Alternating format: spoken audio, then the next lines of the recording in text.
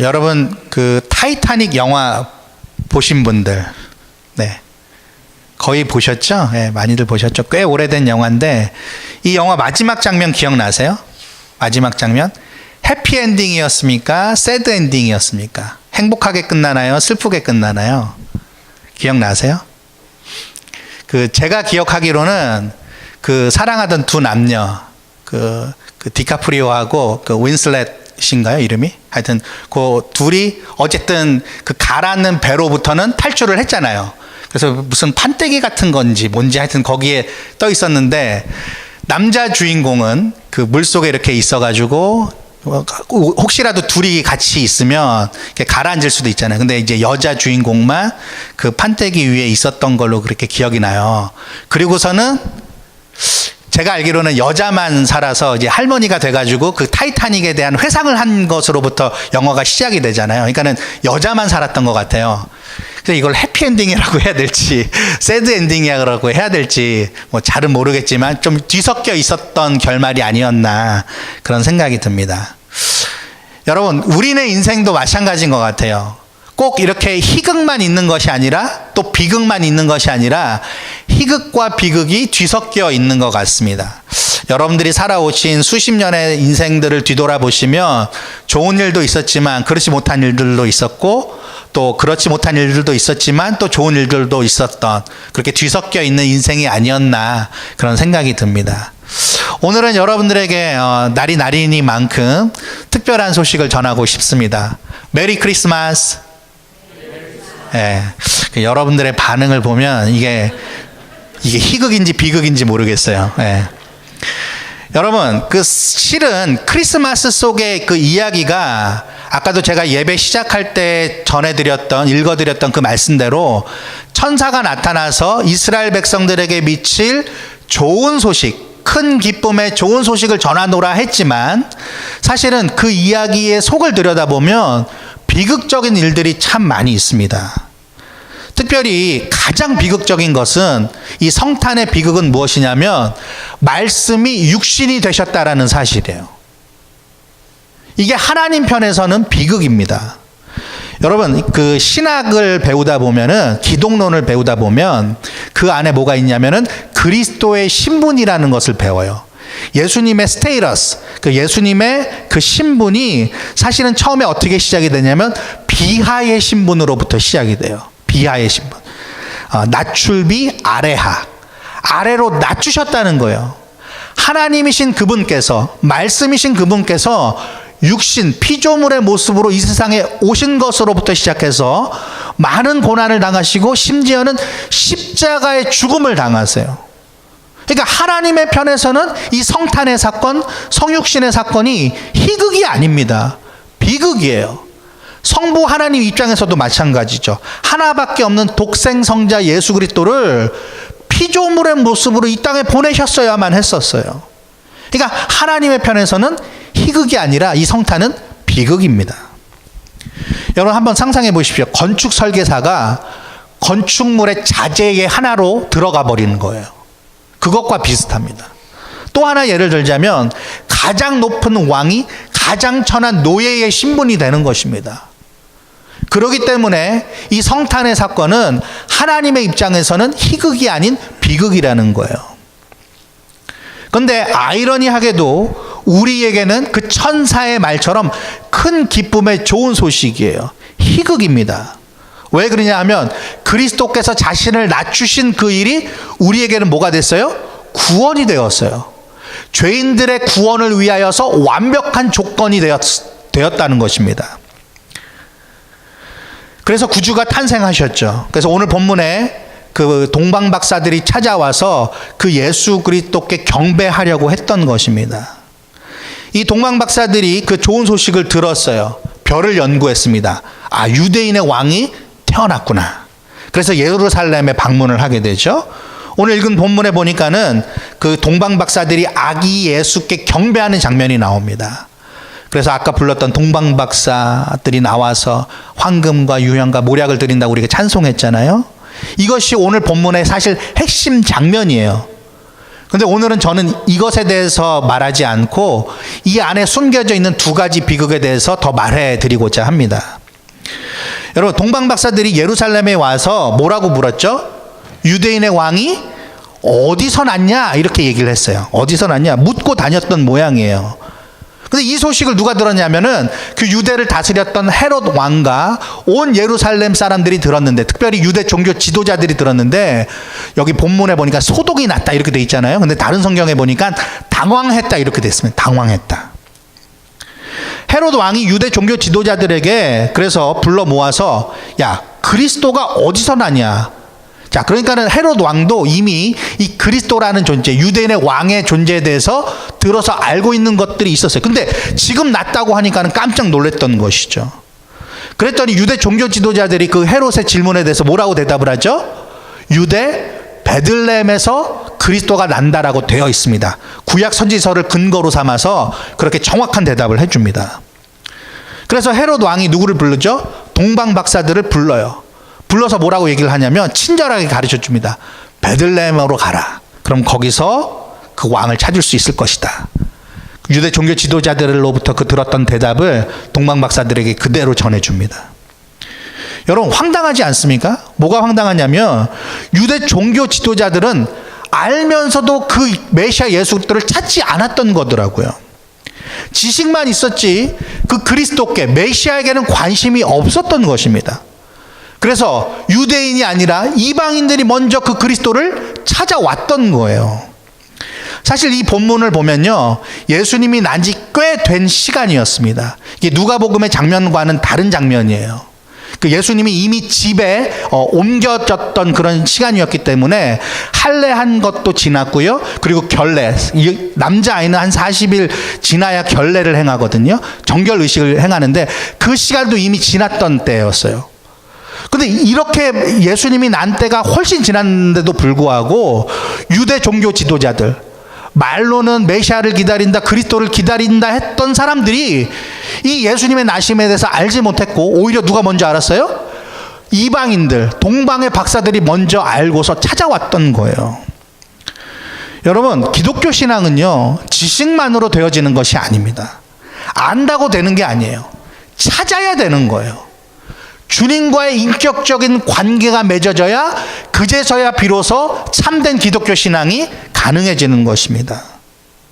그러나 이 유대 종교 지도자들은 그리스도에 관한 지식은 많이 알았을지 몰라도 그를 진정 찾지도 않았고 관심도 없었던 것 같아요.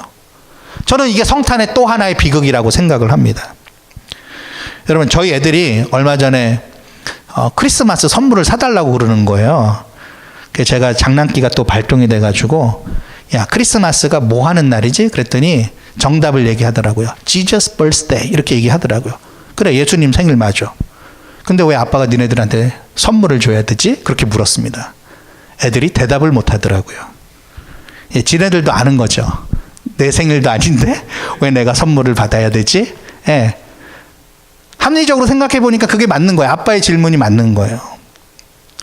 여러분, 요즘 성찬절을 보시면서 어떤 생각이 드십니까? 이미 오래된 것 같은데 크리스마스의 주인이 그리스도가 아닌 것 같아요. 크리스마스라고 부르지만 크라이스트가 빠져버린 그런 성탄을 우리가 보내고 있는 거 아닌가, 그런 생각이 들었습니다.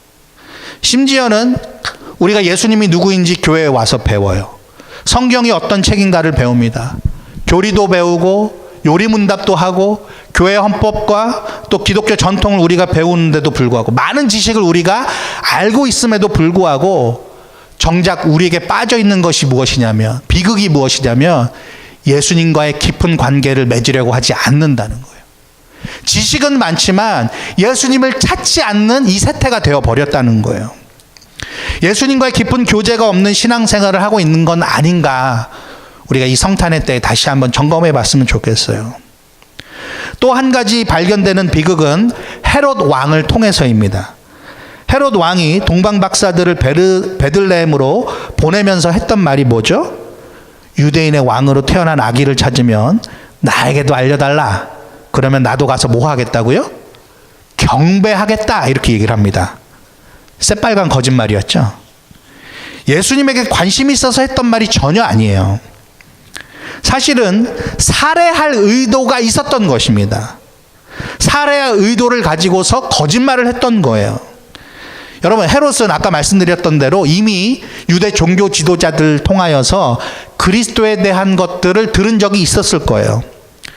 그래서 헤롯의 입장에서는 이 그리스도, 유대인의 왕 메시아가 나타나면 가장 큰 경계 대상이 될 수밖에 없었을 거예요. 근데 마침 악이라는 거예요. 악이. 아, 잘됐다. 손쉽게 처단할 수 있겠구나라고 생각했을지도 모릅니다. 근데 여러분, 어떻게 됐죠? 동방박사들은 다른 길을 통하여서 귀국을 해버립니다. 이 소식을 들은 헤롯은 어떻게 되죠? 미치광이가 돼요. 미쳐 날뜁니다. 오히려 자신이 속았다라고 생각을 하고서 크게 화를 내죠.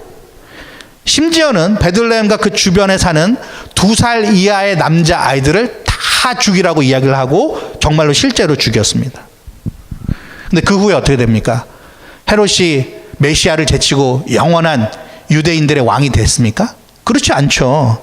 오늘 본문에 보니까 자기 왕권도 지키지 못하고 죽어버리고 맙니다.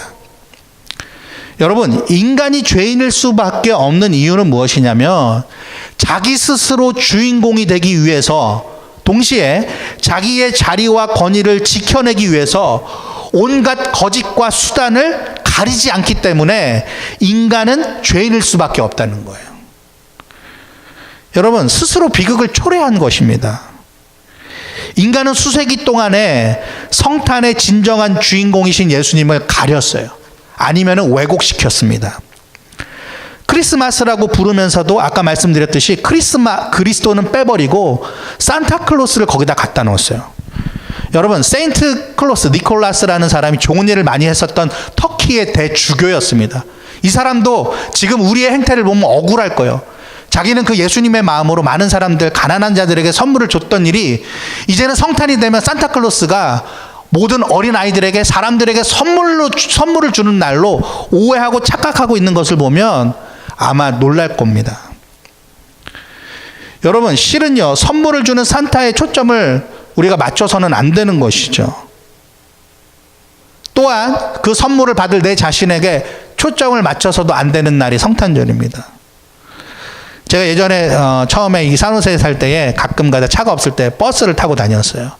근데 연말이 되면은 그 당시만 해도 10몇 년 전만 해도 버스 앞에 메리 크리스마스라는 그 이렇게 간판이 이렇게 지나갔거든요. 근데 요즘에는 그걸 찾아볼 수 없어요. 뭐라고 하죠? 해피 할러데이. 예, 사람들은요, 이 성탄이 어떻게든 가려지도록, 왜곡되도록 힘쓰고 있습니다. 사실 성탄의 주인공을 예수님으로 생각하고 자부하는 하나님의 교회와 성도들도 오늘날 비슷한 경향을 보이지 않는가라는 그런 생각이 들었어요. 경배와 영광과 찬송을 받으셔야 할 예수 그리스도가 아니라 그 예수님을 통해서 좋은 것들, 원하는 것들을 받아 누리는 내 자신이 보다 더 중요해지고 주인공이 된 건 아닌가. 그게 오늘날 교회와 신앙인들의 현재 모습이 아닌가라는 씁쓸한 생각이 들었습니다. 여러분들은 어떠십니까? 누가 성탄의 주인공이라고 생각하세요? 정말 예수님이 성탄의 주인공이 되고 있습니까? 우리는 하나님의 은혜 가운데서 믿음으로 말미암아 예수님을 믿게 됐습니다. 그래서 예수님을 알게 됐고 또 예수님과 관계를 맺으면서 의지하며 살아갈 수 있는 복을 받은 사람들입니다. 여러분, 동방박사들과 목자들은 예수님을 실제로 봤어요. 가서 경배를 했습니다. 그런 면에서 우리보다 아주 뛰어난 경험을 한 것이죠. 그러나 저는요, 그렇게 생각하지 않습니다. 저와 여러분들이 예수님에 대해서 훨씬 더 많이 알고, 그리고 예수님의 생애 전체를 말씀을 통해서, 성령의 가르침을 통해서 우리는 다 알고 있지 않습니까? 그런 면에서는 동방박사보다, 목자들보다 우리는 훨씬 더 예수님에 대해서 잘 알고 있는 것입니다. 우리는 예수님의 십자가 죽음도 알고요, 부활도 알고, 다시 오실 것에 대해서도 이미 알고 있습니다. 근데 하지만 여러분, 우리는 얼마나 예수님을 간절히 찾고 있습니까?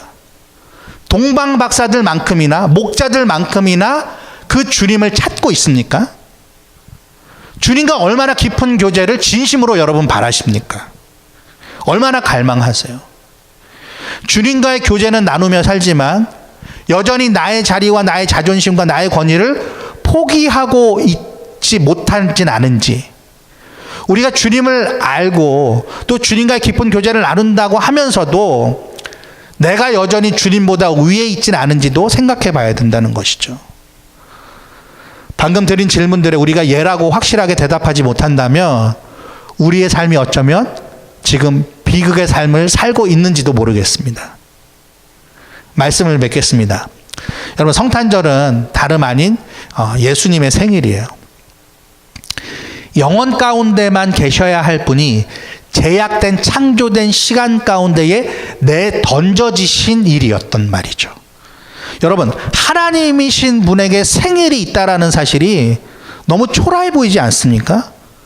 저는 우스워 보이는 것 같아요. 시간 가운데 갇히실 분이 아닌데 시간 가운데 들어오셔서 생일이라는 게 있는 거예요. 생명의 떡이신 분이 떡집 베들레헴이죠. 베들레헴에서 나셨습니다. 여러분, 지난주에도 우리가 살펴봤지만 먹히러 오신 거예요. 우리에게 생명을 주시기 위하여서 자신의 목숨을 내어주러 오신 분이 태어나신 날이 성탄절이라는 것입니다. 성탄절은 그런 날이기에 우리 입장에서는 좋은 날이지만 아까 말씀드렸듯이 하나님 아버지의 편에서는 비극적인 날이라는 것이죠. 그런데 이 비극, 즉 성탄의 사건, 성육신의 사건, 예수님이 아기의 모습으로, 사람의 모습으로 이 땅에 오신 사건은요, 이미 지나간 것이 되었어요. 다시는 반복되지 않을 것입니다. 그런 면에서는 다행이죠. 사실 하나님 편에서 전부 다 감당하셨던 비극이기 때문에 사실 우리가 잘 못 느끼거나 다 이해할 수가 없습니다. 근데 여러분, 여기서 중요한 것은 앞서 언급했던 두 가지 비극들은 우리의 삶에서 또다시 반복될 수 있다라는 사실이에요. 우리가 또 다른 유대 종교 지도자들이 될 수 있다는 거예요. 우리가 이 시대에 또 다른 헤롯 왕이 될 수 있다는 것입니다. 예수를 알고도 찾지 않는 것이 비극이라는 거예요. 유대 종교자들만 그런 실수를 할 수 있는 게 아니라 우리도 그런 실수를 할 수 있다는 것입니다. 예수를 찾아 그와 교제하면서도 여전히 내가 주인공으로 살고자 하는, 내가 우선순위가 되어서 예수님보다 높아지고자 하는, 혹은 내가 예수님과의 관계에 있어서 관계를 맺고는 있지만 내가 주도권을 잡고서 내가 예수님을 마음대로 좌지우지하고 싶은 그런 욕망이 우리에게 있다면 우리는 이 시대에 또 다른 헤롯이 될 수밖에 없다는 것이죠. 비극입니다. 여러분들의 삶 속에서 이런 비극들이 계속되거나 반복되지 않기 위해서는 여러분들이 무엇을 생각하고 어떤 말을 해야 하고 어떤 행동을 해야 하는지를 늘 마음 가운데에 그 예수님을 생각하면서 우리는 깊이 생각해야 돼요. 저와 여러분들 가운데에 유대 종교 지도자들이나 헤롯 왕과 같은 그러한 비극을 겪는 사람들이 더 이상 없기를 주님의 이름으로 축원드립니다. 성탄 시즌에 화려한 불빛으로 성탄 트리를 장식하는 일, 그리고 서로에게 선물을 나눠주거나 어려운 사람들을 도와주는 일, 그리고 가족들끼리, 친척들끼리, 이웃들끼리, 친구들끼리 모여서 함께 즐거운 시간을 갖는 일, 이 모든 일들이 불필요한 일은 아니에요. 우리가 할 수 있습니다. 충분히 할 수 있습니다. 그리고 어떤 의미에서는 그렇게 우리가 해야 합니다. 그러나 정말 중요한 것이 빠지지는 않았는지 우리는 잘 살펴봐야 돼요. 점검해 봐야 돼요.